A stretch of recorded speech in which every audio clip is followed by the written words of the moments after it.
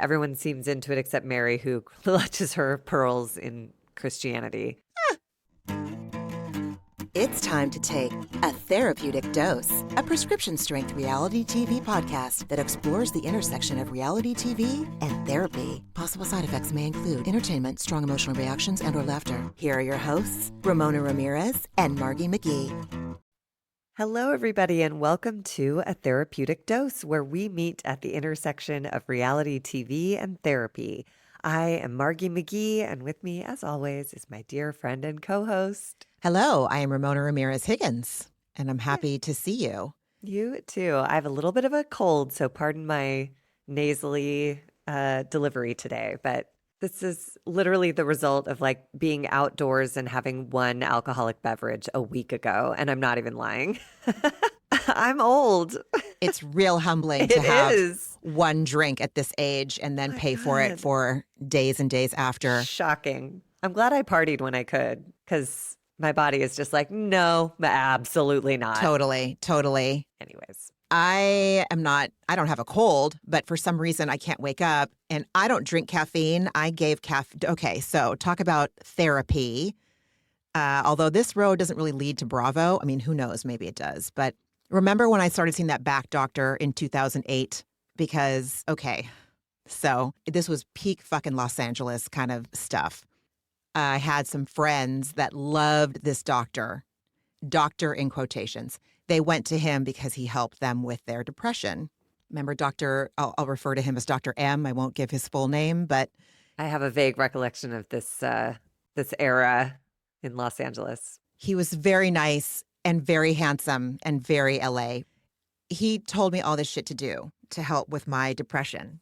And, because at the time I was having a hard time with the end of that relationship with the person that will go unnamed as well, but like really effed me up. Second to last one before I hit slaw. Anyway, my point is that he had me give up a lot of things. Again, very LA. I was not eating bread. I was not eating sugar. I was not eating a lot of stuff that now I look back and I'm like, bruh. But one of the things he had me do was give up caffeine. That meant giving up caffeinated coffee. And I felt better. I'm very sensitive to coffee caffeine. Not necessarily tea caffeine, for sure not diet soda caffeine. Well, a little bit diet soda caffeine, but, I'm not willing to give up my Diet Dr. Pepper or a Diet Coke. My point is, I am drinking an iced coffee at 4:30. It's a late afternoon on a Sunday. I was like, if I don't drink this coffee right now, this caffeinated coffee, I don't drink caffeinated coffee in my house. I don't drink it when I go to a coffee place. I always ask for decaf. I can get wired from a decaf coffee. If I'm indulging in a caffeinated coffee this late on a Sunday, something's up. This is an emergency. It's an emergency. Who cares? That was such a long-winded way of... Listen, the Salt Lake City ladies will reinvigorate us, because that was so much screaming, so much energized, pointless interacting, and some poignant interacting, but mostly pointless. Lots of black card throwing, lots of storming away, storming back. Well, that's a good point that you're bringing up. So we are wrapping up the Real Housewives of Miami season. Thank God. I'm ready to be done. Aren't we always ready to be done when it's done? I'll miss them. I will. It was a relatively redundant third part of the reunion, which is why today we'll mostly focus on Salt Lake City. Yeah. So I was like, okay, ladies, thank you, and good night. We're transitioning into Salt Lake City now. There are a couple episodes in, but that's where we're going to be resuming next week. And I will try to put timestamps in. So if you don't watch Miami and you're only interested in listening to Salt Lake City stuff, I'll tell you where to get that. Okay? Lovely. Let's enter. Let's start. This is the Real Housewives of Miami, Season 7, Episode 20, Reunion Part 3. And we resume with Andy asking Lisa to respond. Like, what would she like to say about that scene that we all saw where Larsa told her they're in Milan for Milan Fashion Week. And she's like, why are you here if your dad is dying? Just such a low blow, man. And Lisa said what you and I talked about when this episode aired. It's her fucking job. And Lisa's like, he was unresponsive. Like it wouldn't have mattered if I was there or not. But like, she's got to earn money. Well, and I thought the most interesting part was her saying, you don't understand the context. I had spent time with him and we have unhealed, unresolved business. So I am not the one to hold vigil by his bedside. I did the best I could with the relationship we had. And so I went to work because I'd spent as much time as I could there. And then, yeah. And plus, like, it's never my, I can never, I can't think of a scenario in which I would tell somebody that had a fraught relationship with a parent, you need to go be on their bedside, especially if Larsa and Lisa are as close as they are. I don't know what they talk about when they're not recording, but we all know that Larsa's just, she's capable of so much depth. We've seen it, like in the scenes. It's like the unseen footage stuff, or when she was talking about how bad it was with Marcus when they broke up. Like, I know she's capable of it, but she's so surface. She and Barlow, speaking of Salt Lake City, like she and Barlow are just so unwilling to go deeper. Like, they're even less inclined than Kyle to like go deep. I feel like Larsa, it's a little more readily available. I feel like that interaction in the car with Lisa, she just wanted to hurt her. So she's like, I'm just going to go as like jugular as I can. And she did. She I went don't straight like for the that. dead dad. I mean, but Lisa did it right back and sent a picture of her dad in a casket. You know what I mean? Like there's a reason these two are friends and make sense to one another. But yeah, I'm with you. I mean, I thought that scene with Lisa, Larsa, and Jodi was actually quite moving. I did too. When, during a break, I mean, there were cameras following Larsa, obviously, but she made the approach to Lisa's dressing room. She initiated a pretty direct and thorough apology to Jodi, as best as Larsa is capable of. And I felt like I heard the wavering in her voice when she said I was going through a really hard time. And Larsa does not cry, certainly not on camera. So, like, that must have been a really hard time for her. And I'll never forget the scene at her house where her mom was over shortly after the Marcus breakup. And she said, I just want to go to bed, And I was like, yeah, man, I know that place. That's a real painful place. Both parties are culpable. Lisa should never have brought up, should have unfollowed Marcus, and Larsa should never have harped on the AC, and you get it. I do. The only other thing I want to, like, as far as like dads and fraught relationships and my own therapy, my last psychedelic appointment where it was like a big, like a not home thing. It was like a doctor's office thing. I feel like after that session kind of integrated throughout my body and my mind, and because the medicine, psychedelics are always doing their shit in the background. It's an app refresh that you don't even know about until a situation comes up, and then all of a sudden you're looking at it from a different perspective. And when I say all of a sudden, I mean it feels like it's happening in real time. But when I look at, again, I've done so much work on my relationship with my dad since I was a child. I went to my first Alateen meeting when I was 12, 13, 14, like a long ass time ago, and therapy since I was 16. My point is, all of the work I did felt like with this last session I had at the end of August, the anger at my dad vaporized, and now it is a combination of, I don't want to say it's like hardcore compassion, but maybe it's on the spectrum of compassion. It's like Lisa, because I don't know if you remember, Margie, when we first started talking about Lisa and her dad, when she first started talking about herself with her dad, I told you, oh my gosh, I can't believe that like Lisa is more ahead of the game. And you were like, whoa, whoa, whoa. As far as like forgiving her father, and you checked me on that, rightly so. My point is that I don't think I would have said that today, that like she was ahead of me. And not that it's a competition. It's just that I've had the shift. If she is truly in that place, I'm very happy for her. And she might have like things and feelings might come up over the years. But it's like, I felt bad at the time when she said that, because I'm like, oh my God, why is she having that experience of freedom and I'm not? There was no need to compare. And also, I don't really know, where was I going with this? I don't know. Anyway. Well, there's also, this sounds darker than I intend, but there's a freedom when the body has transitioned, Mm. Like, Uh, I don't know if maybe that's the freedom, but clearly she's still struggling. Like, again, it doesn't matter if the being is present or not.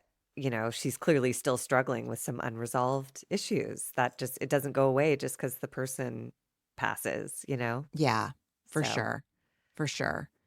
I think it was that I was comparing, like, I was still really attached to cosmic scoreboard stuff when it came to my dad, and she didn't seem like she was. yeah. That's what I was trying to say when I was yakking on a couple of seconds ago.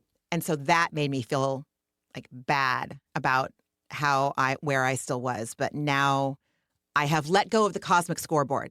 That is what I'm saying. And so I'm very grateful to be in this place. And it happened after my last major psychedelic journey. So yay, psychedelics. And yay, all my talk therapy leading up to it. Yes, the decades of talk The therapy leading up decades, to man. it, in Yeah, support this of was it, not, all of that. it was not a vacuum. It was not a No. vacuum. It was combos, 12-step rooms, therapy, psychedelics, like all of it. But just to remind myself and everybody that I am still me, I still think that in this scenario, Larsa is the loser in the cosmic scoreboard and Lisa has the point.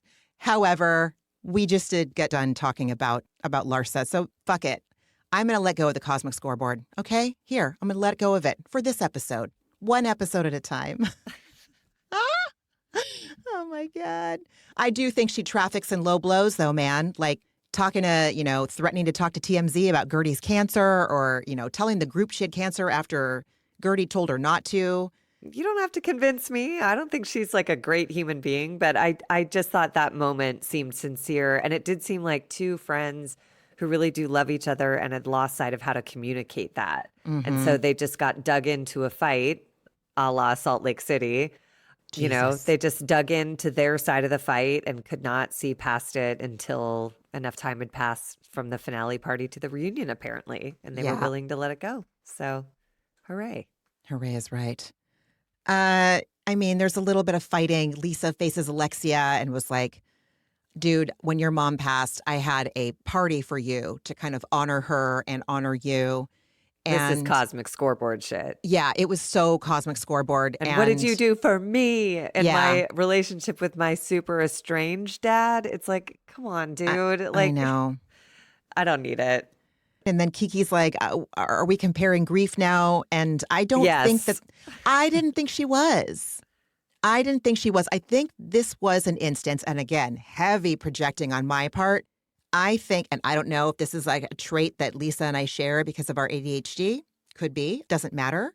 But I think that Lisa just really wanted to be seen. Like, Alexia, I did this. And it wasn't like you need to do it because I did. It's just, this is what we do for each other when something like this happens. And for Alexia to say enough is enough in regards to Lisa talking about it, I thought that was real fucking petty and real shitty. Yes. In what world is Alexia not going to take offense to somebody being real blasé about the passing of one of her parents? That's not going to happen. Well, and enough is not something that is in the housewives lexicon. It's always like more and more. It's Lenny, it's Todd. Yeah. It's, like it's part of the job. So whatever. Lisa does tell Larsa, Jodi and I almost broke up a few times because of the shit that you were talking.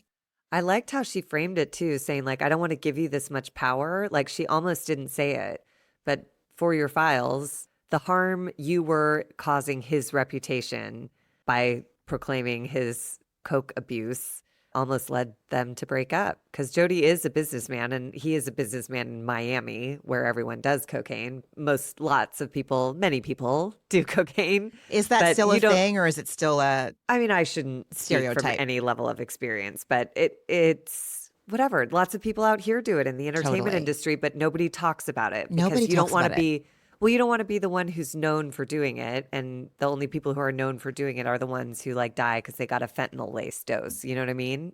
Everybody knows what everyone's doing. And again, Larsa's boyfriend was caught by paparazzi taking a spoonful, like a full teaspoon of Coke up his nose for breakfast on a super yacht. So, Yeah. nobody's exempt from this kind of party lifestyle. I thought that was a really good way to wrap up all of that stuff. I appreciated that Lisa said, I don't want to give you this much power. That is a vulnerable thing to say to someone. That is kind of like, I'm going to take you on what's going on with me as I tell you about this stuff. And I find that very humanizing. And if people did that more, I think that there could be more compassion. Like, this is how scared I am to admit this to you. I don't want to be giving you this much power, but that is how much your behavior impacts me, especially as my close friend. To me, that's the subtext. To say something like that to someone who has the potential to hurt you, who has hurt you, that is just like, I don't know what's going to happen, but I'm going to tell you my truth. And to me, that is more like, that's more empowering. Like, I hope she feels more empowered by saying that, because it's real hard to protect yourself from someone like Larsa if you're not feeling sure about yourself. But this, to me, when she said that, it showed to me that Lisa was feeling sure about herself enough to say that, even though it could go spectacularly wrong. But I think she knows that it won't. I'm fucking rambling. This coffee better fucking kick in, man. What's going on? Listen, I also think Lisa had a sense of responsibility to Jodi. I think part of the reason she was like, up there was like, I'm trying to get Larsa to take responsibility for what she said and do her best to walk it back, which, eventually she did. So, hooray. Hooray. Larsa says she's willing to apologize to Jodi because she doesn't want to hurt her friend, and it's gone on. Larsa says this has gone on too long. I was like, dude, it's gone on so long because of you. But whatever. I'm glad for them. I hope it works out. Maybe this Lisa 2.0, Lisa 1.5, I don't know, whatever she is, will rub off on Larsa. I think she already is. She's inviting Larsa to meet her at her new level. And Larsa, yes. I was impressed that Larsa walked into that dressing room, and she didn't do it. You know how Julia was chasing down Andy last week, going like, Andy, here's what happened. Larsa just walked in there like confident and collected and like as earnestly remorseful as she's capable of being, I think. Yeah. So yeah, that seemed hopeful. And speaking of hopeless, we revisit the Shoma Air Marbella drama, everything we've already talked about. Oh my God, Stephanie asks her castmates if her rules to fly Shoma Air were that bad. And Marysol says, listen, it was the seating chart and not knowing if we were going to come back. Is this when Stephanie yelled at everyone? She's ridiculous. She had a couple outbursts where at one point she screamed to get everyone's attention. And then at another point she barked, like trying to mock everyone. And she's just, she's really reveling in her housewivery. So get it, girl. See you next season. I was just going to say, let's see how this all shakes out next season. She'll be back. She's great for TV. I'm tuning in. Yeah, I mean, she's getting talked about a lot. So we revisit Cakegate for a hot minute. Kiki reiterates she had no ill intentions and she was not coming from a malicious place. And Adriana talks about how she made it very clear that she did not want a birthday party. Months earlier, Gertie had come to her offering to throw her a party, and she said no. And Adriana says she has not celebrated her birthday like with a party since her quinceañera, which is when you turn 15. I was like, God damn. And then she weeps as if she's the only woman who's ever aged. Do you know how hard it is to age? Yes. In fact, everyone does. Everyone who's fortunate enough to still be on this side of the ground. Yes, we all do. So thank you for that.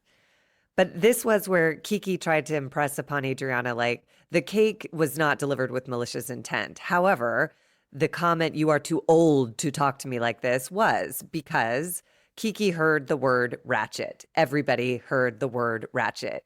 And I love Kiki for saying, no matter what word you chose, you used whatever that word was. I heard ratchet. You used it on me. You've been feuding with Marysol for decades. You've been feuding with all these women for ages, and not one of them have you ever let ratchet fly. But me? Just food for thought, Adriana. And again, it's that unconscious bias thing. she said, you are not racist, but like these are the things that need to be brought to people's attention so that they can be a little more, just act with a little more sensitivity, you know? Because that was gross. The whole table shrieked and screamed Yeah. with good reason, I as shrieked did and we all screamed at home. Yeah. Right? Exactly. Marysol is like, I don't fucking get how you can be so upset about aging and then in the same season also talk shit about me being old, my knees being old. You old whore. Adriana, instead of taking responsibility for this and going, that was so fucked, you're absolutely right. It's like, well, that's because you've been hurting me over the years. Holy shit. Marysol says she's going to be getting surgery on her knees because what Adriana said made her feel so bad. And it's like, listen, nobody makes you do anything. She wanted that procedure, as do I. And here's a great reason to like come off as like a hero victim. Yeah. By being like, I have to get my knees lifted. I have to. What choice do I was wearing pantyhose because of you? Oh my God. It's also stupid. It's so inconsequential. It's like delightful. And that was one of the first things I learned in 12-step rooms and in therapy was like, you have your own personal responsibility. You can't do anything to change somebody else, and they can't do anything to make you do something. You know, like it has to be your choice as adults is what I'm saying. I'm not making any sense, and I don't know why this espresso shot has not started like pummeling my brain and like waking it up to be coherent. It's coming for you. It's oh coming God, for you. Please. Just don't come for me at like 10 o'clock at night when I'm trying to go to sleep. So they take a break, and this is where Larsa goes to Lisa's dressing room. And we've already talked about this. There was a lot of like, you know, rehashing some stuff. And then I liked Lisa saying, we need a day, the two of us, where we're not filming, where we can just hang out and like chat. And Larsa readily agreed, which I thought was also a good sign. Yeah. Jodi tells Larsa, I haven't seen Marcus in a year, FYI, you know? And didn't Lisa say that she should have unfollowed Marcus sooner? She did, but I do think, Lisa, it did feel like there was some caginess about the cocaine thing of like, I should have unfollowed Marcus. You should not be talking about my husband or my boyfriend's drug use. You know that. Everybody uses drugs. Let's just leave that alone. Let's leave the men out of it. And I think that was a fair conclusion. So fine. They return from break, and Lisa and Larsa share that they've made up. Lisa says in front of her castmates what Larsa said, and her apologizing to Jodi meant a lot. So nice little wrap up with a bow, and we'll see what happens next year. Gertie is doing great. She's working out. She's getting her groove back. She decided, again, for now, not to do the surgeries. Russell is watching from the dressing room, and his face says everything about his who haircut he was is. great, too. He He looked is great. Just a freaking charming ass The doll, doll. man. Yeah. I love him. Gertie is telling them about her childhood, kind of filling Andy in. Because again, I think I've read all of Andy's books, so I should know this. I apologize. But they're not like reading, it's not dense intellectual shit that you're reading. So it's kind of like, you know, it's like cake frosting. At the time, it's delicious, but it's not remarkable after the fact. My point is that I don't know if he watches every episode of these shows. So in the reunion, he sometimes needs to have some stuff filled in for context. So Andy asks Gertie if her childhood abandonment issues contributed to her feelings about her dynamic with Julia. Like, does she feel abandoned as a friend? Julia's face, like they're doing a tight close-up on Julia's face. And when Andy is like asking this and Gertie's starting to answer, her face is stone cold. It's cold. It's not neutral. She looks scary to me. Yeah, and her apology is so shitty. She's like, well, I said again, I'm sorry that I hurt you like that. It's like, ugh. And Gertie tells Andy, abandoned is not the word to describe it. Rather, it was degrading and traumatic. And I was like, bravo, Gertie. And I don't have any faith that Julia takes any of this stuff in at all. Because she says it wasn't intended. I didn't want to make you feel like that. Okay. But it also, again, it doesn't matter what you intended. No, it doesn't. It had that outcome. So let's work from there, shall we? No.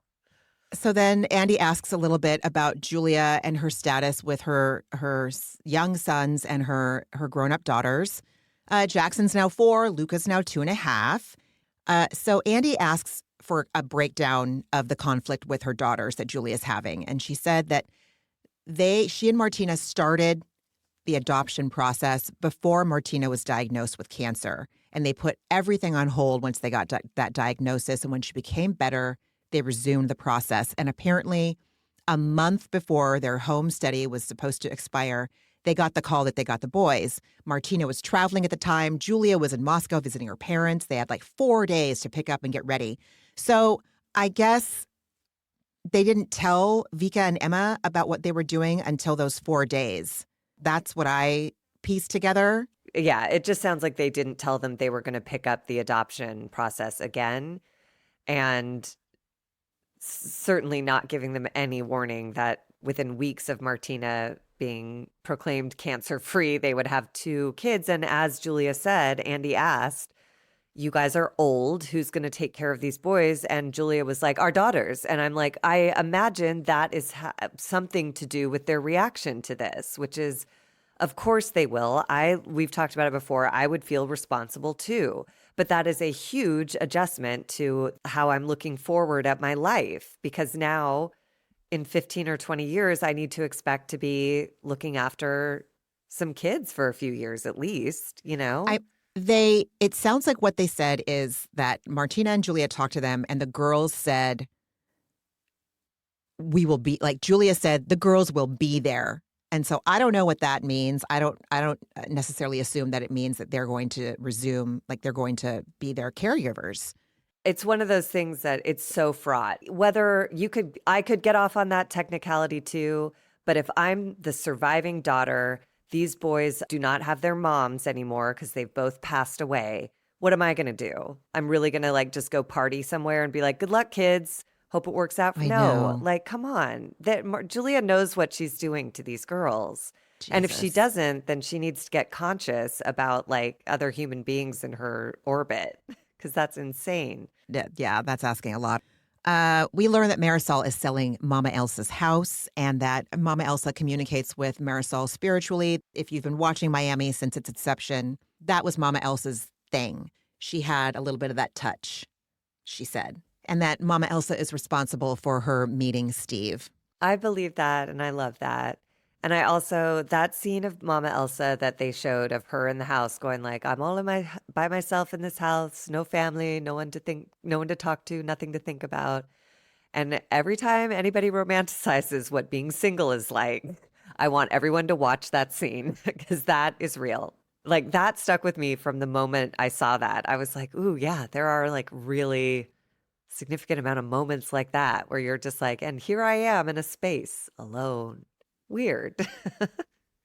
So anyways, I'm glad Mama Elsa is, peacefully elsewhere and that she directed Steve to cross Marysol's path because they're adorable. I think they are.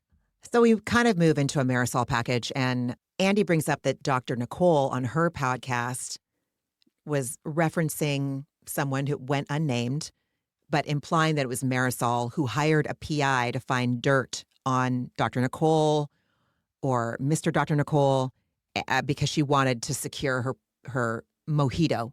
Marysol denied it. There's always, even on Salt Lake this episode, like, or last episode, whenever Angie was like, Lisa hired someone to look at your family, Meredith.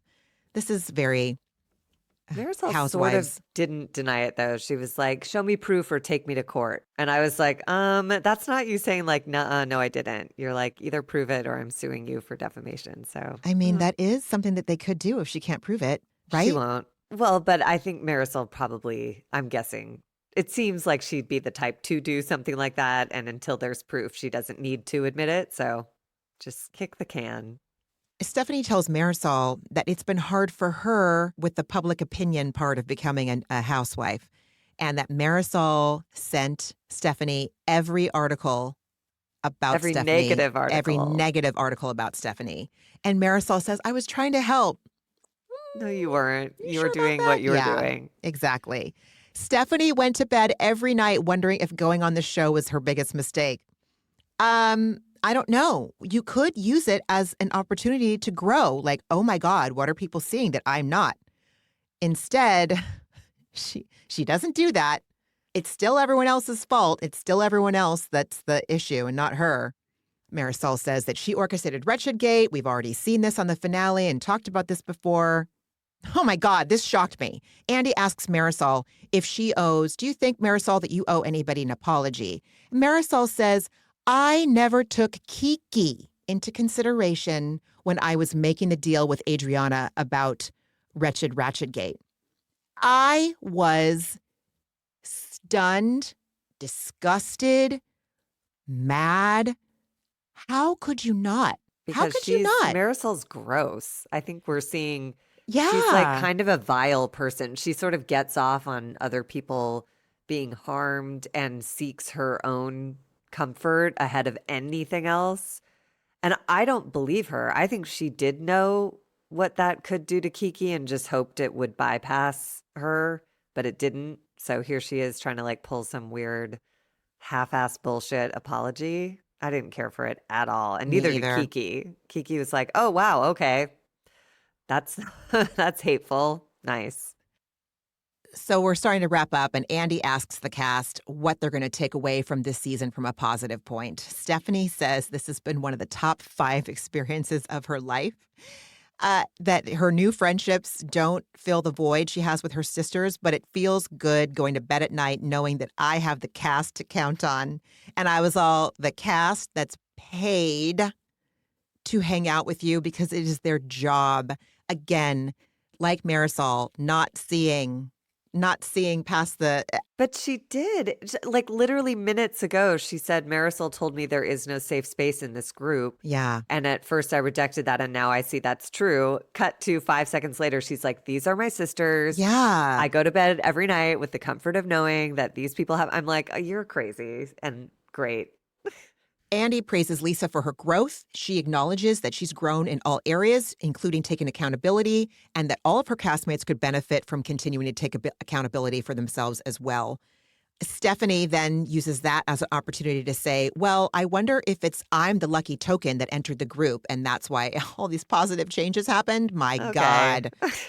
Gertie plugs her book, From Trauma to Trophies, and why not?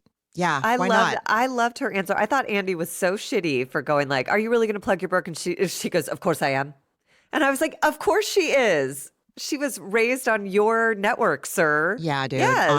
Honestly. The clubhouse is just floor to ceiling, everyone's books and memoirs. Like, why not Gertie's? And she has survived. You know what I mean? Yeah, it's absolutely. Not a bullshit story. Like, she survived breast cancer. We've learned about her upbringing now. She's in individual therapy. Like, I'm borderline curious I would listen to that audiobook. I'm concerned if I buy the hard book, I won't finish it. I've done that before. I hear that. But I feel like if I get the audiobook, I'll be like, ooh, just turn that on and listen to it. So I'll see if that exists. Reading is reading, including an audiobook. Exactly. Yeah, sure. Adriana doesn't talk about anything positive. Instead, she says that she's the one that was responsible for writing the notes that were taped to everybody's dressing room mirror, advising them what the rules and the protocol should be for the day. Everyone was shocked because they thought, like, this has got to be Stephanie writing it. Marysol thought her producer wrote the notes. Adriana, really, I feel like I can see clearly now the filter is gone. Everything that she did this season, being reminded of the shit she has said over the years since this show started, being reminded about the conversation with Alexia about Frankie and her ankle injury. I'm grossed out. I'm grossed out like Dorinda grossed out, Dorinda turkey baster grossed out. Yeah, she kind of hit a point of no return. It was disgusting for Marysol to present to her the wretched ratchet opportunity. And it was foul for Adriana to pick it up and run with it and continue to stand by it, even when she was directly confronted on part 3 of the reunion. Are you sure you're standing by? That's the word you chose. And she's like, yes. And it's not. Like, it's all... Anyway, she's gross. She is gross. And I guess maybe that's why I didn't find it cute or funny, or I was like, I don't know why you're so proud of yourself. I find you... Like, I don't find you charming at all, and you should never hold a mojito again. Kiki thanks everyone for having her back. that the cast is all like her. The cast kind of fills the role of a husband because, she's a single mom and basically she can rely on her fellow castmates for support. And she's like, they have male energy. She's like, they're very hard. I am soft. And I was like, oh my God. Because they're like, we're sisters. And she's like, no, you're not. You are husbands. That was amazing. Marysol, all she says is that she loves what she does and she enjoys the girls a lot. Julia said, I could not believe this again. She said this was her best season and her worst season. And I was the all, best of times. Dude. It was the worst of times. It was the best because of her boys and, I quote, her growth. Her growth. She said the word growth as in personal growth. And I was like, I missed that episode. Yeah, me too. So go ahead and send those highlights my way, Julia. I didn't see it. She said that she has a lot of growing to do, and without the cast, she wouldn't have made it through the last few months, and she's very sorry for who she hurt. Again, very passive. I have zero to no faith that this woman is capable of changing. No, I don't know. She's trying to protect her position on that cast. That's all she wants, and I don't need to see her ever again. I don't either. I hope she's fired. She's disingenuous. She's disgusting. This season she was just unapologetically awful. So she has young children. She has young children. She needs to put her priorities. I think she got them partially for the show. I'm not even lying. God. Like, I think part of the reason they jumped on that is, I find her so devious and untrustworthy. She like ignites every conspiracy theorist, like, dormant cell in my body. I'm just like, I don't believe anything you do. I think everything you do has an ulterior motive. I don't like you. She is absolutely not a safe space. And I really, really hope that things are okay under their roof. Okay. On Reddit this week, someone posted something that they had done like a little looking into Connie, the social worker that we met. She's not a social worker. She is someone that helps facilitate the adoption of children, but it's not like I'll see if I can find it and maybe put it in the show notes. I will aspire to do that while I'm editing, is to look it up and include it because it was interesting and it made it sound like it was not a super like a rich person upper way to get you. Yeah, it was so, but she's not a social worker, and people that were social workers were weighing in. And also, like, she doesn't have credentials next to her name, which if you're a real social worker, you do. As Phaedra Parks would say, something in the buttermilk ain't clean. But I can't say more than that. Or at least it when doesn't you're smell rich, like you can clean bypass. buttermilk.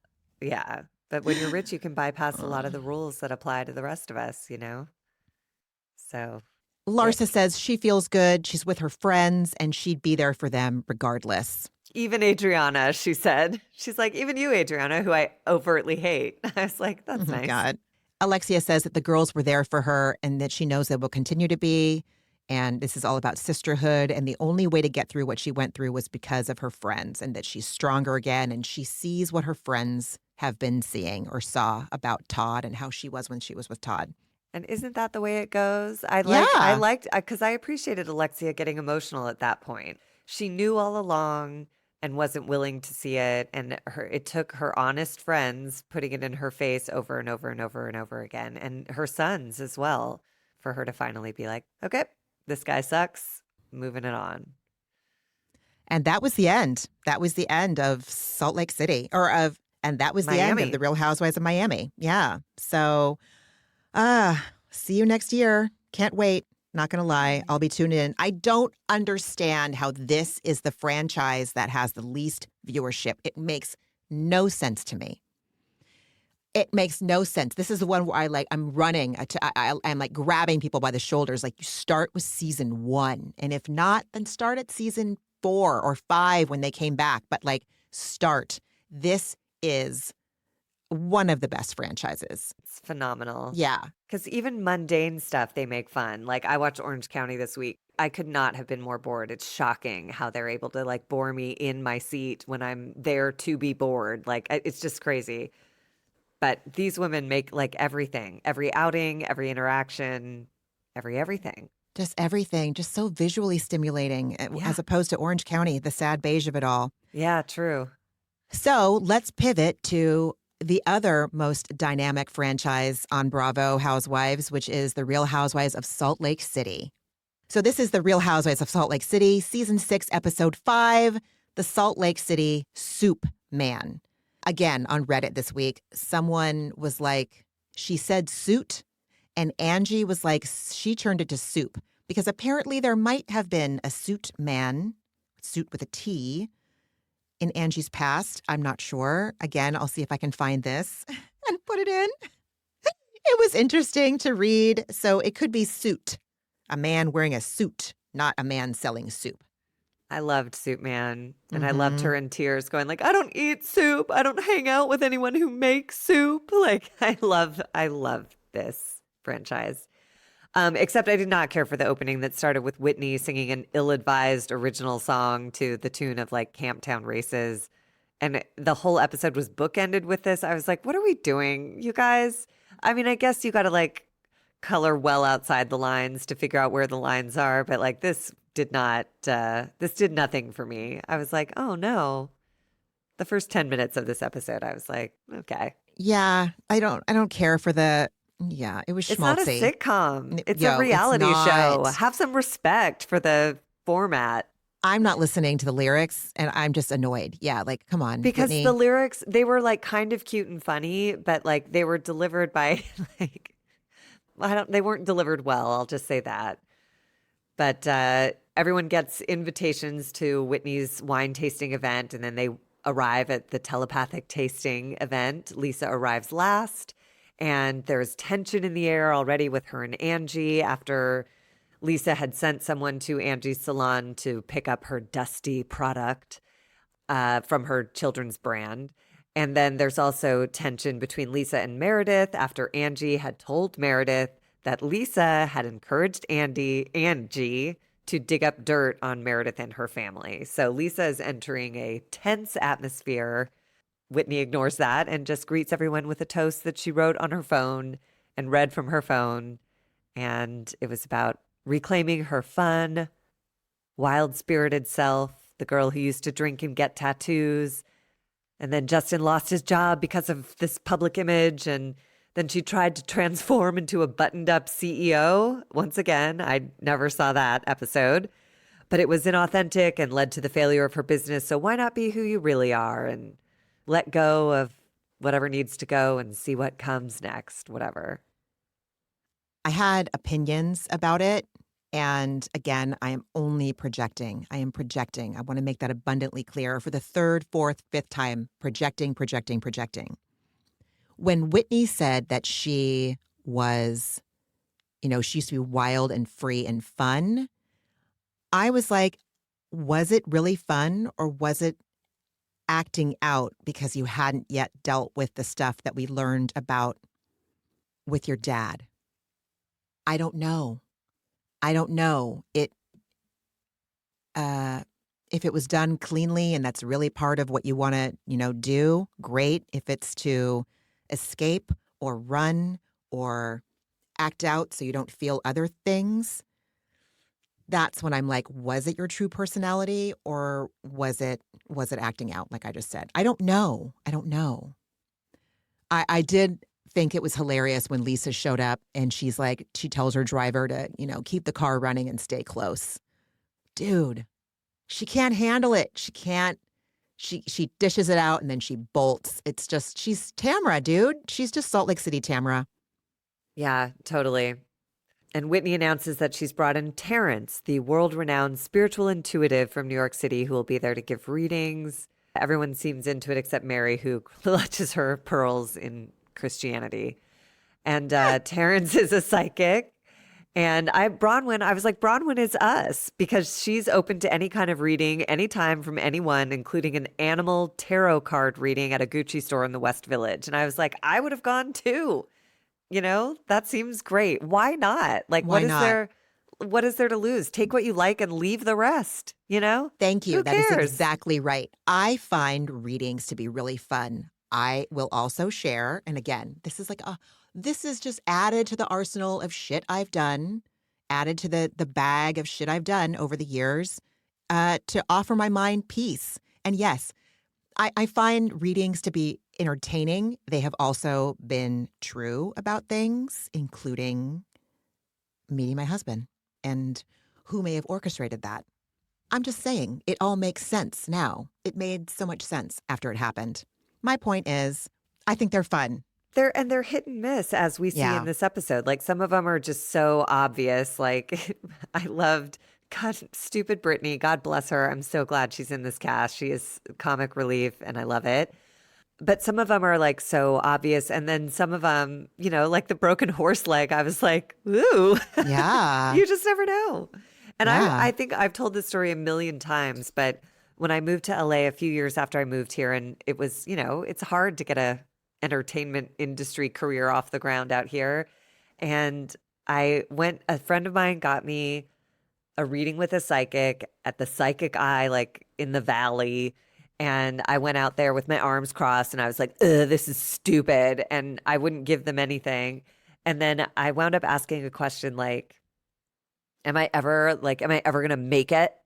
And the psychic just said, you haven't even tried yet. And it sent a chill down my spine. And I was like, you're right. Like, and again, whether that's like the obvious answer or not, that moment happened, 20 years ago? And it sticks with me to this day. Anytime I get into that victim-y place of like, is the next thing ever going to come through? It's like, have you tried? Have you done all the things you can do to try, Margie? And the answer is always like, not quite yet, So that psychic changed me. Yeah. You never know. You never know where the nuggets are going to come from. You just got to be open to the nuggets coming from whatever source. Yes. Mm-hmm. Mm-hmm. Then we meet poor Angela, the wine specialist, who is just a tragic character in this whole episode. And she introduces the first pairing of wine and smoked salmon tartare, which Mary will not eat because she fears raw salmon will cause a parasite colony to erupt in her guts. I just like the whole thing was like, I have like some medical anxiety. Like, I get it. I didn't eat red meat for decades because I read a story about mad cow disease, which was only occurring in England at that time. And it caused me to stop eating red. Like, I get it. But I also was just like, this is a pretty committed, pretty committed phobia. Mary is rife with committed phobias. It is entertaining to watch. And I don't know if she's sharing them with us for entertainment purposes, but probably not. Yeah, she seems pretty earnest. Like, yeah. she seems, but again, it's like there's enough of that mindset that's relatable to me. I look at it in myself with a bit of a laugh. Anytime I told people I don't eat red meat, I would tell them why. And I'm like, I know this is insane, but this is why. But Mary seems quite convicted that this is the right thing to do because it will happen, that fish will start growing in her stomach and having babies. Okay. Ay. So we learn that Angie is selling her house and she's moving into a neighborhood that's closer to Whitney and would like to have horses and goats. This prompts Brittany to bring up the listing for Angie's house, which is on the market. And at the time, it had been on the market for around 200 days. This week, someone posted the listing on Reddit. I clicked through all 63 pages of Angie's house. It's now been on the market for over 405 days. Brittany is really just, I don't, she's delusional, man. I say that with judgment and also like a little bit of love. And I wonder almost if she's like in on the joke. Like, is she self-producing to make herself look a certain way? But Brittany's upset that Angie didn't ask her to do the listing. She is working with a realtor that is her godson's mother. And this house has been on the market for over a year, and there have been many price changes, which I know can not look positive. However, everyone knows right now that it's especially hard real estate wise. And it's true for her house. When houses are in the $4 million range in Utah, that's insane. I am actually inclined to agree with Brittany on this. Of like, if you actually want to sell, if you're not just testing the market, listing whatever the house is at $4.5 million. Like, that's a huge mansion out here where the market's insane. Yeah. I don't know what she's doing. It just seems like it seems like she's not a serious seller, as they would say. Like that's kind of a bonkers. Sorry. According to the person on Reddit, they said that she and Sean bought the house for around $800,000, completely redid it, and that is where people get, it's just like the Dubrows. Like, you put all this money and effort, thought, heart into these remodels, and you want that back in cost of your house, but that's just not the way it works. And I have worked, I am not a real estate agent, but I did work for a few months for a very high-end real estate agent in Chicago before I was able to start with the Obama team. I wanted to work. I needed to get out of my head. We needed money. And so I took a job at a real estate firm, like coordinating when visits would happen. And it was with multi-million-dollar houses. The hockey players, I don't remember their names. They were like Blackhawks. The Blackhawks, yes, the Blackhawks. So some of their players were like looking at these houses. You don't get to look at these houses until you've been vetted. Like, can you afford this? We're not even going to let you see it until we know you can afford it. And I saw Angie's point too. Like, these houses do stay on the market longer. I saw them in Chicago stay on the market longer, and this was back in like 2011, 2012. So I see both sides, is what I'm saying. Of course, but I do think it's a different kind of real estate agent that is going to advise you. You know what I mean? Again, do you know where my information comes from? $1 Million Listing, like seasons and seasons of that. Of like, there are real estate agents who are like, if you want this to sell, this is what the market will bear right now. If you're attached to the sentimental value of your home, I'm not your agent, but yes, you can go ahead and ask that, and it will sit on the market, and that's your choice. For sure. Because Brittany's right. If it's been, at that point, it was over 7 months that it, no offers, no serious offers in 7 months. Like, that's rough. I mean, God damn it, dude. $4 million? 4.5. There's no fucking pool. There's not even a hot tub. There's not what? No. Well, I guess maybe is that not a hot tub. You should have a hot tub in Utah. I mean, right? I would. You go get in the hot tub in for the sure. Snow? Yeah. Yes, they've done it on this show. They've gotten in the hot tub in the snow on this show. It's not like Utah doesn't get super fucking hot in the summertime. It's a goddamn like desert out there. It looks like in certain parts. It just looks like a desolate desert. Like, not even like our Palm Springs desert, which has got the Joshua. Like, it's just dry ass mountains. It just looks beige to me. I'm sure to some people it looks beautiful. I'm sure when it's covered in snow it looks beautiful, but like, it's not my vibe. But $4 million, there better be a big ass pool outside. No fucking pool. Fuck you, Angie. That is audacity. Truly. So Whitney asks if Brittany and Jared are back together, and God damn it, Brittany, she says yes, we are. Even though she was supposed to do the 30 days break for the sake of her fucking daughter. Whitney tells the table that Jared came over and was talking to Justin, and that Justin said that Brittany gets back together with him when she wants something material. A, I don't fucking believe that. And B, I don't know what it would take. I don't know, man. I don't know. To be with someone like Jared, I just don't know. I don't know what it would take. I'd rather be by myself, but I don't know if I can say that. I mean, whatever motivates Brittany. Again, loneliness is like no joke. Mama Elsa twirling in her house saying, I have no one to talk to and nothing to do is like a real thing. Yeah. But I did not. I think Jared came off like an absolute turd last season. And I think this was damage control where he got the cameras there and he could have a guys talk and victimly confide in Justin saying like, I wonder after all the breakups if I'm just a dinner, a trip, a gift, a this. Oh, okay. He's so gross. Get over yourself. And Brittany was legitimately upset by that characterization of her. Like, I didn't believe her justification either, saying like, I've put my relationship with my daughters on the line for this man. I'm like, well, that's a gross choice. So you shouldn't have done that. But I believe she's with a wealthy man, so I'm sure it's not unexpected that he would pick up a check every now and again. It's kind of gross for him to suggest otherwise. This being her threshold, this is what makes her cry when every other thing we've seen, like him sliding into other people's DMs on Instagram or whatever, this calling her a gold digger for all intents and purposes, this is what gets her to cry in front of us.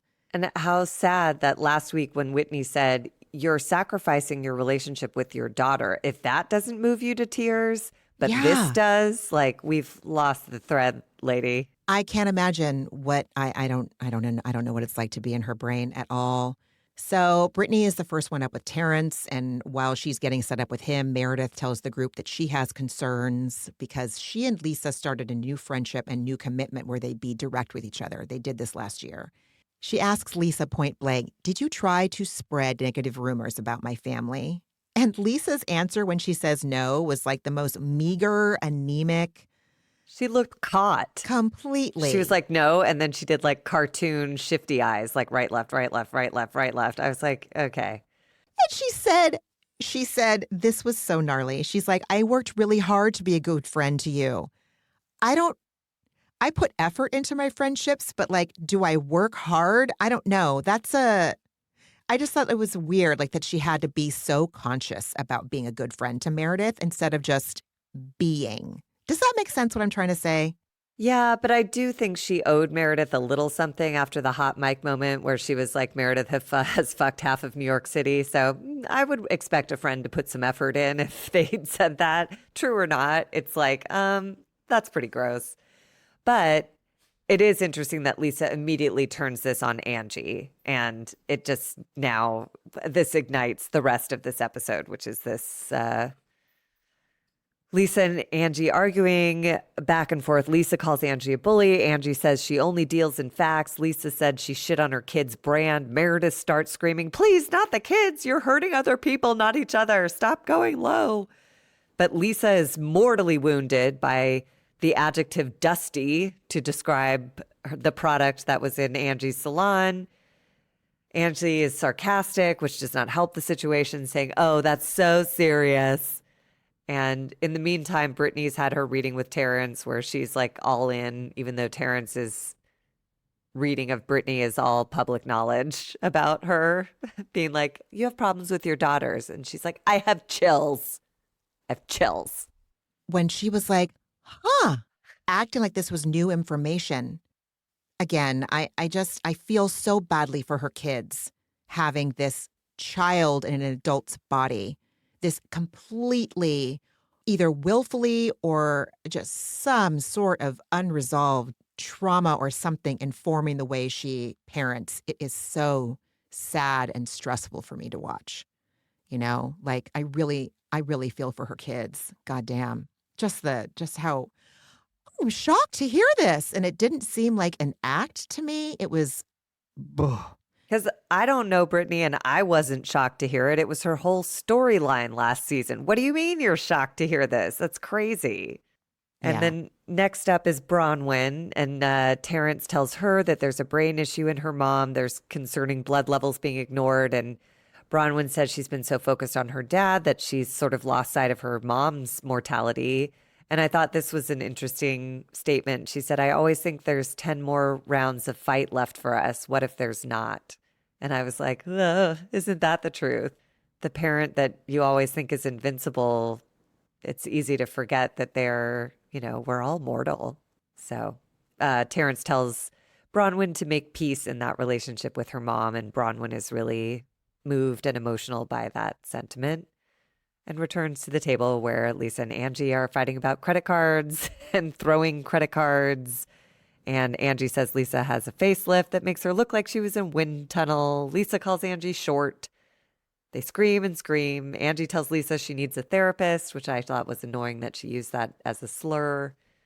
And meanwhile, Bronwyn's just sitting there in tears. When Terrence told Bronwyn that her mom is her biggest supporter but doesn't show it, but she does what she can, and he said that Bronwyn needs to let go of her negative feelings about her mom, I wrote, nope. Like, this is a case where, from what we've seen, I don't doubt that when Terrence said she does what she can, I filtered that like she does what she's capable of. But I still am really, if I were Bronwyn, I would have a really hard time with that. I mean, we've seen what this woman has said to her. What does she say when she's not filming? What was it like for Bronwyn when Bronwyn found out she was pregnant and she wasn't married? What was that like for her? I did not like Terrence's advice, and I thought it really was just too simple and not sufficient. It was reductive, I agree, but I also think it's like the essence of an Al-Anon program. It's like you didn't cause it, you can't cure it, you can't change it. When I heard him say you need to make peace with that relationship, my hope for Bronwyn is that she stops trying to please her mother. My hope is that the peace in that is that in knowing I will never please her. Now what?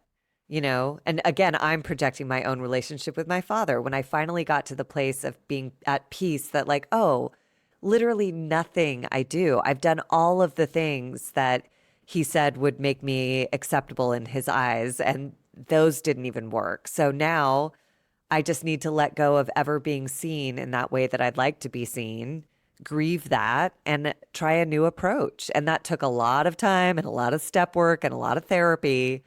But that was the piece that I found with my dad. And it was a relationship with a lot more distance than I'd hoped for. I would have loved to have a close daddy-daughter relationship, but that was not to be our path. Not if I was going to like have a peaceful life myself, you know, with all of the time and energy I put into making all of my choices, like date someone dad will like, you know, oh, take this job, dad'll like that. It's like, you know, as an adult, I mean, that kind of thinking was always sort of running in the background until I was able to deprogram it and like try a new, more adult approach. So that was my interpretation of make peace, which is like, stop trying to be someone that she will accept and just be the best daughter you can be and try to let the rest go. Because I believe my dad loves me. I just don't think he expresses love in a way that I receive it. So once I sort of tried to let go of needing him to speak in my language, it made for a lot more room, like a lot more ways for us to like love each other. You know, that's weird. Does that sound weird? Fuck no. Are you kidding me? Oh, okay. I literally am like, if this was like the last episode we ever recorded and this was our legacy and we stopped recording right now, like you just shifted my brain, Margaret. I could cry right now from what you just said. Oh. That was such a simple and visceral way to listen to someone talk about acceptance. I don't even know. Like, I am so grateful that we have this recorded so that I can go back and reference the last few minutes of what you just said. That really shifted me. I'm glad. I mean, that's again all my projection from my decades of therapy and 12-step work. But like, isn't that funny that like Terrence says one line, he's like, make peace with that woman. And that's what I infused into it. I'm so grateful because I took it as like a gray rock situation. I took it as a go. This is Alexia telling Lisa, like, enough is enough. Get over it. This is like, okay, this is how it is. What are you going to do? It's like, no, it bypasses all of this other stuff. And I don't like it when people ask other people to bypass shit. And that's how I filter it because I feel like I've been told, let it go, let it go, let it go. And it's like, you're not ready to let it go until you're ready to let it go. But what you just got done talking about with how you let it go, I'm like, oh shit, that's it? Not that's it, but like it boiled it down to like the RHOX, the ROUX, like the foundation and the essence. Thank you for the soup reference. Oh my God, soup man. Yes. I just really appreciate what you said. Bronwyn herself says it later, which again, I thought was so interesting when she was talking to Angie about Lisa. At the very end of the episode, she says something to the effect of, you don't have to take it, but you don't have to engage with it. And I was like, that's what Terrence just told you, man. Like, you don't have to like receive it and take that as your identity. How your mom's reflection of you is not your identity. You know who you are. And you do not have to engage and try to make her see it from your perspective. She's too old. She's not interested. You know, she's a grump and she's dug in. So whatever. Acceptance is the answer to all my problems. Holy shit. All right, everyone. See you next week. JK. Right? So Bronwyn taps out, tags Heather in. The table continues to argue. Meredith sees how upset Bronwyn is, and she just screams at the top of her lungs to stop arguing. And yeah, Bronwyn tells the group what he said, and Bronwyn appeals to Angie and Lisa to not bring in the kids or go below the belt. And then they all start yelling at each other again. It's hopeless. I hate scenes like this because it's too hard for me to keep track. There's And so nothing to they're keep saying the track same of. thing over and over again. And they're saying nothing. She's like, you protrude evil. That's the wrong word. And you're just, now you guys are just name calling. And Whitney, speaking of acceptance, I appreciated her comment. She's like, this will never end. They both have to have the last word and they will literally be haunting each other in the next life because nobody will back down. I mean, by this time they're fighting about who shops at Nordstrom. And then finally Lisa ends it with like, what about Soup Man, bitch? And I was like, what about Soup Man, bitch? Like, you guys, what is this? This is insane. Heather's reading basically consists of Terrence telling her your cards are talking about rebirth. And we all know that Heather is now entering another phase where her children are her last child is soon to be leaving the nest. And so she will have a new opportunity in her life, starting it like solo, basically. And I think he asks her about her love life, and she weeps. Yeah. She wipes tears away because those damn kids have been dragging her down. Sorry, that's what I heard. I know. Those balls and chains really got in the way of me fucking. Ay. Sorry, Heather. So Lisa goes in for her reading, and Terry asks her about trust. The cards for her are talking to him about trust and her husband. Lisa cries, puts on her sunglasses immediately, which again, to me, just symbolized Lisa don't want to get vulnerable no matter what. Not physically, not emotionally, not mentally. In no way, shape, or form is she going to be vulnerable. She's not going to let us see her cry. Terrence tells her that she and John are on different paths and they don't know how to get on the same one. And in her confessional, again, she continues to infuriate me because she says, I don't want to get emotional. We see a little bit of footage about what the conflicts are between her and John. But it did break my heart because I do. The only leeway I'll give her is that it does seem like their marriage is hitting a breaking point because she gets weepy and says marriage is hard. And then she says, he's my best friend. And then Terrence says, but you're not on the same team. And she says, yeah. And like, that is the essence of like a broken marriage. Like, that is brutal. So I don't even know, when I've been in relationships like that, I don't know how to articulate it. All I can do is either cry or be in denial until I'm ready for the next step, you know? And I don't know I hope they make it, but like, this seems pretty gnarly. Like, I've never seen Lisa so shook. I mean, is she shook because she hates what he's saying? Not hurt by what he's saying, but hurt over the subject matter and the state of her marriage? Or is she that shook because it's being talked about on camera? I think that, as everyone says, like, marriage is hard work, and marriages go through trials and tribulations and highs and lows. And I don't think it's realistic to have a conflict-free marriage. I think if you have a conflict-free marriage, that might be an issue in itself. It's how you deal with it. But I don't know if Lisa wants to deal with it. I kind of feel like John would be more open to dealing with it than Lisa, even though he's the one that seems kind of stilted when he talks. But Lisa just doesn't want to go deep ever. And you have to if you want to overcome something in a conflict in your relationship. You have to fucking communicate, and she don't like to do that. No, but she'll either have to learn or she'll have to leave her marriage. Like, but I do think this insistence on going after Angie, I think that's symptomatic of not being heard in her marriage. Like, you don't bring up Soup Man if everything on your side of the street is cool and clean and you're doing great. You know what I mean? Like, there's just no need to go there unless, like, for me, when I'm in big pain and the person who I wish would hear it from me is not available to hear it from me, I pre-therapy and even in all these years of therapy, I can find another outlet, and then I have to go make amends later. I guess my point is, I don't think it's about Angie. I think Angie is sort of a surrogate for John at this moment. I don't know. Ooh. But Lisa's pretty emotional. I've never seen her, She is emotional, and God damn it, it's high fucking time that she do something other than just scream at everybody. Yeah. And try to keep up her image and side with Bronwyn's daughter's grandparents, who are terrible fucking people. Fuck that. Lisa Barlow. Fuck her.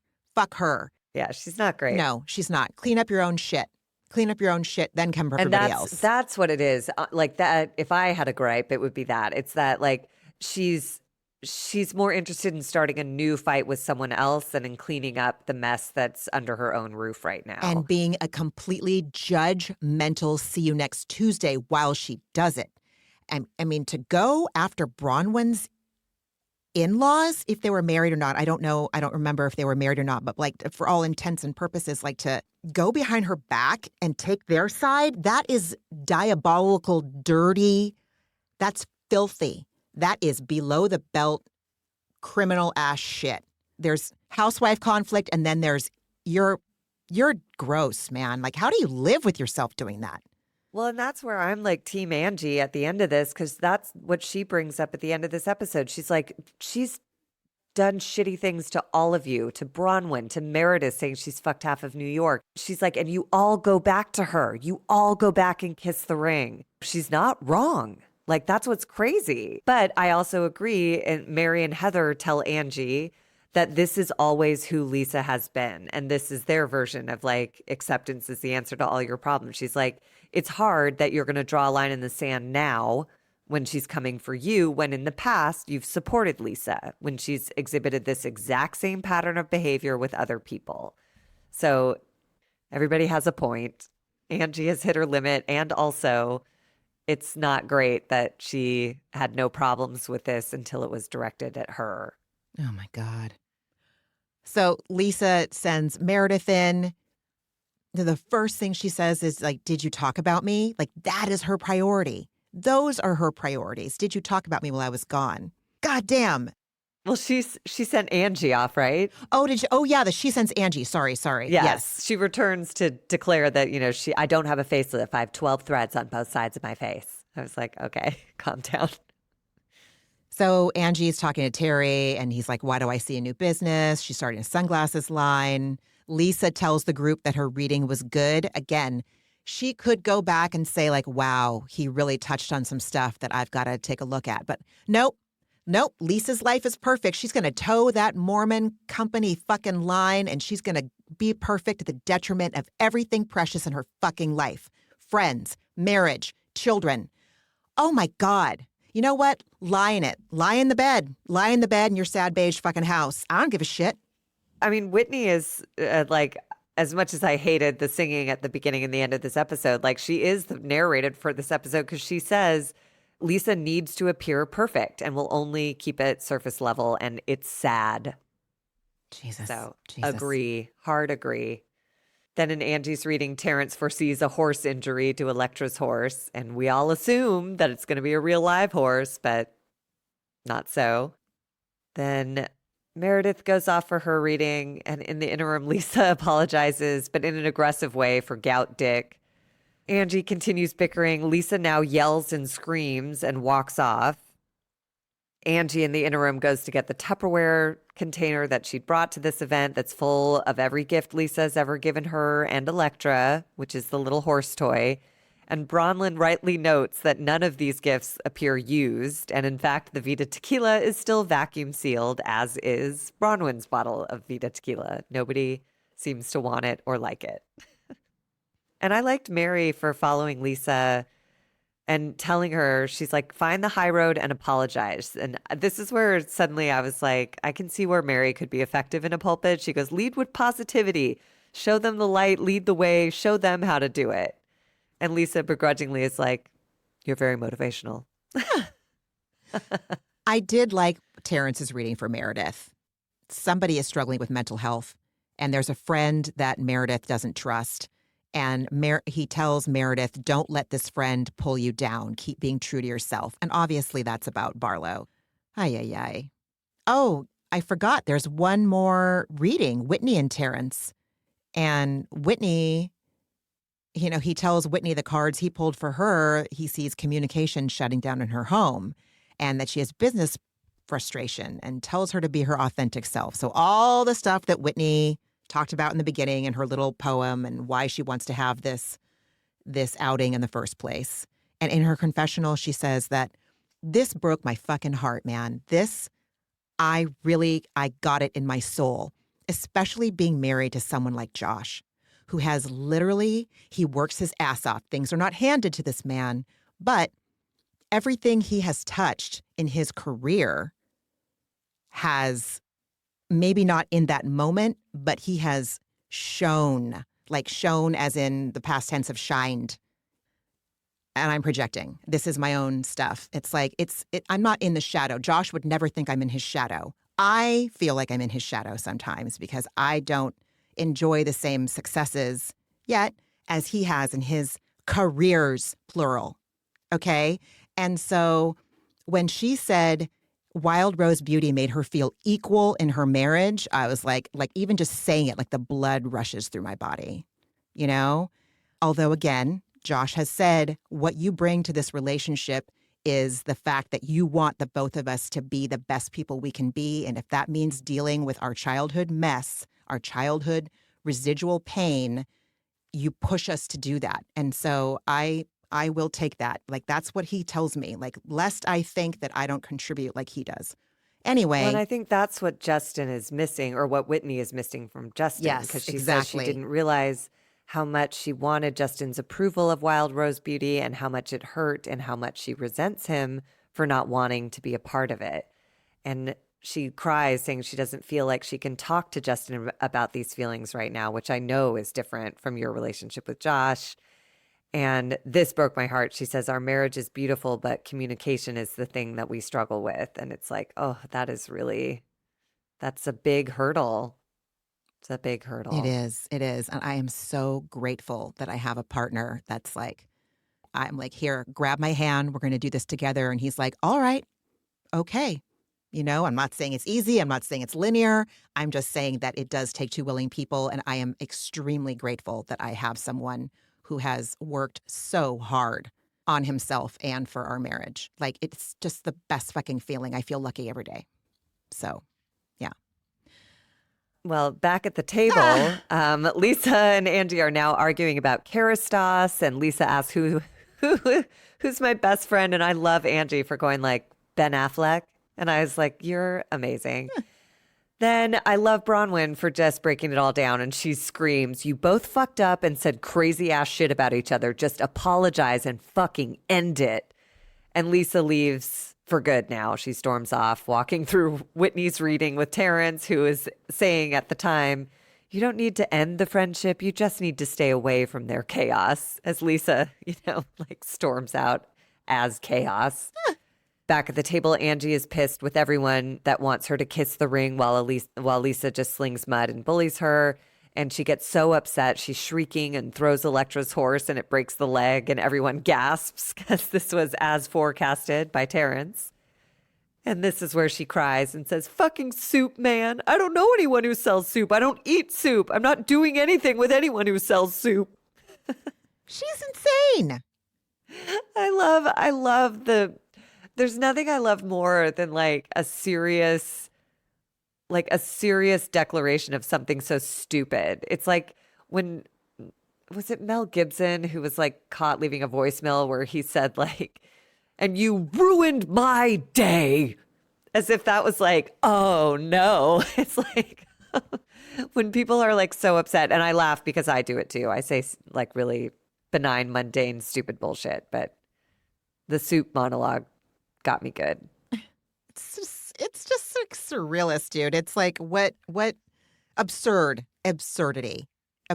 All of the above. Absurd theater, man. It's a thing. You study that in fucking theater school. I have. Yeah. Absurd, theater of the absurdity or whatever it's called. But this is like bordering on clowning. Absolutely. I'm just like, what are we doing? Mary is now trying to calm Angie down, telling her they all know Angie and Lisa's bullshit is not going to ruin Angie's reputation. But Mary notes that Angie is now in a blind rage and she's not responding well to this. And Angie says that everyone goes back to being Lisa's friend after she's caused harm to them. And this is the last straw for Mary. And she just says, I'm not going to be screamed out while I'm trying to make peace. And she leaves without getting her reading. And Angie is still going off about Lisa. And this is where Bronwyn says, you don't have to take it, but you don't have to engage with it either. And I was like, that's it. That's it. Mm-hmm. Mm-hmm. And then Brittany calls Jared because she's just completely on a different planet as this whole thing has gone down. And he confirms that he pays from her from time to time. And again, I love Bronwyn, who just screams into the phone, she's giving you up for Lent. She'll talk to you in a couple months. Jesus. Yeah, because apparently he's texted her a bunch of times while they've been there. And so on speakerphone, man, God, I love this fucking franchise. I love it. It makes me so, I have such a strong reaction to it because it is so fucking great. Yeah. And everything. Again, this one, the outfits that they showed up in, Meredith looked insane. Oh my God. Was that acid wash denim? I had no idea. All I know is it was like thigh high and then like it just looked like so uncomfortable to sit in. Bronwyn was in a Midsommar costume. Oh, she sure was, like, wasn't she? Yes. I was like, Leo walked in while I was recording and saw, yeah, he called it a costume too. Her flower, her midsummer cape. I mean, but I sort of love it because again, it makes all of this screaming and crying. It's like, but you're in like acid wash denim florets. So her ponytail looked great. Meredith's ponytail looked great. So I can't wait to see next week's episode. And that is where we're going to start again in earnest. We're going to continue with Salt Lake City for the rest of this season. Friend, what else did you watch this week? Really didn't watch much else this week. I did watch Love is Blind. I'm now all caught up. And that I find stupid and riveting. So love it. Absolutely. I watched Orange County, but like I said, I can't remember a damn thing about it. So that's that. And then I watched a bunch of college football. So that's my watch list. How about you? What did you watch this week? Love is Blind as well. This cast is, I'm having a hard time rooting for anybody. Definitely not anyone as one couple I'm rooting for. The others, okay, maybe two. I don't know. I feel like everyone needs. I am rooting. Okay, if anyone's watching Love is Blind and they don't want sport or haven't watched and you plan on watching, just fast forward for a few seconds. Sorry. I'm rooting for Megan and Jordan to get married. Yeah, I think There's so. A kid. I know, but okay, no. Get married? Yeah. They need to live together. Okay. She doesn't understand.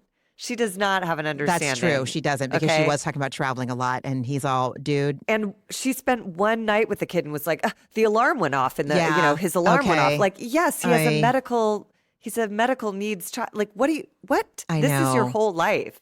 Do not get married. Because she lived with it with her dad, though, that maybe she... It's a 5-year-old you're right, who's also going to get up and barf and is also going to come talk at you all night and like, like, she ain't ready. Yeah, okay. She needs more time before... Like, marriage is, like, in theory, forever. I worry. I like them together. Don't get me wrong. I do. I like them together. And I think I like KB and Edmund together. I don't know about marriage. Toxic. I think that there's a lot of trauma. Everybody, those are the couples that are like the most evolved, in my opinion. Everybody else, I'm like, oh my God, I don't want to know you as a person. I don't want to know you as a couple. I don't want to know you. But fascinating, riveting television, 100%. Totally. I watched there's a new series on Netflix that just started that's like supernatural stories. And it scared the fucking shit out of me to the point where, like, when Josh got up to go to bed, I'm like, I'm coming with you, don't. And I had to have, like, lights on. Like, I was a child. Yes, I was terrified. And then Orange County, Sad Beige, and Tim Robinson's new show, The Chair Store. Oh, yeah, I haven't started that yet. That's HBO? Yeah, it's good. I'm so fucking happy for him. I love that guy so much. I want nothing but good things for him. Me too. And friend, what was your antidepressant? My antidepressant was the source of this cold, but it was so well worth it. Last Saturday night, Michigan played at the Coliseum out here in Los Angeles. A couple of my Michigan friends who I haven't seen in a couple years. We would go to Michigan games all the time. Anytime they played out here or anytime we were all together back there, we would always go to games, and I hadn't seen them in years. And so we got together early and had like a lovely afternoon, which did involve drinks. And that again is like, apparently I'm too old to drink and be outdoors. So good to know now. But it was a beautiful night at the Coliseum. Michigan lost horribly, but like these guys are so funny. So we just like laughed the whole time, and it was just so fun to be around them. And we spent some time out after the game. It was one of those like days that just kept going on and on because it's like we really enjoy each other's company. And it was just great to get some good time with them. One of them now is back living in the Midwest, so I don't get to see him like at all. But it was great. It was a really, really fun Saturday. And how about you? I'm so What was happy your for you. I'm antidepressant? so happy Me for too. you. It was fun.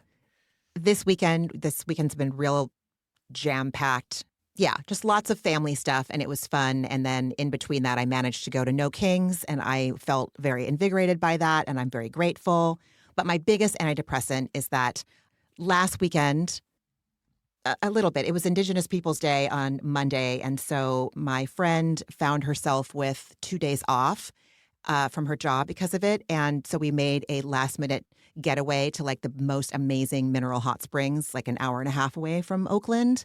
And during that trip, my friend binged with me next to her in the bed 4 episodes of Love is Blind. This person does not care for reality television. It's just like, nope, I'm not going to watch that. And she listens to me talk about it all the time. Like, we'll text each other, what are you watching? She's watching something highbrow and I'm watching fucking Orange County, right? Which I love. I don't make no excuses for my love of Bravo. Obviously, that's why I'm here. The whole point of our podcast is it is not trash TV. Exactly. So she watched a couple episodes last week. And then when we went, it was pouring rain one day. And so we retreated to our room for a respite. And when she suggested, hey, do you want to watch Love is Blind? Now, I've seen all these episodes, but I was like, oh my God, one of my best friends that doesn't watch reality television wants to do this with me? And I'm not having to browbeat her to do it. Like, just trust me, just trust me. And I was like, over and over, I was like, I'm so glad you wanted to do this. Like, do you see what I'm saying now? Like, it's great. Anyway, huge antidepressant, needed to go away, needed to spend time together, needed to float, all of these things. So grateful that we were able to do this. So grateful that I got to go. And yeah. And a non-reality TV friend was like, oh, I see. And I was like, I love that. Fuck, yes. So I love it. Yeah, me too. Oh, friend, it was so lovely to talk to you. I feel so much better. Too. And I don't think the coffee ever kicked in, but I just, like, you made me awake. So I appreciate you and love you so much. So glad I got to see you. I'm excited to keep going on SLC. Me too. It's a good season. And the preview for next week, look, there's that dinner conversation between Bronwyn and her husband looked heartbreaking. Anyways, we'll get to it next week. Can't wait. All right, everybody, take good care of yourself. Don't be like Lisa Barlow and you're already a winner. That's it. Yeah. Simple assignment. That's it. Take good care and we'll talk next week. We'll talk next week, everyone. Bye. Bye.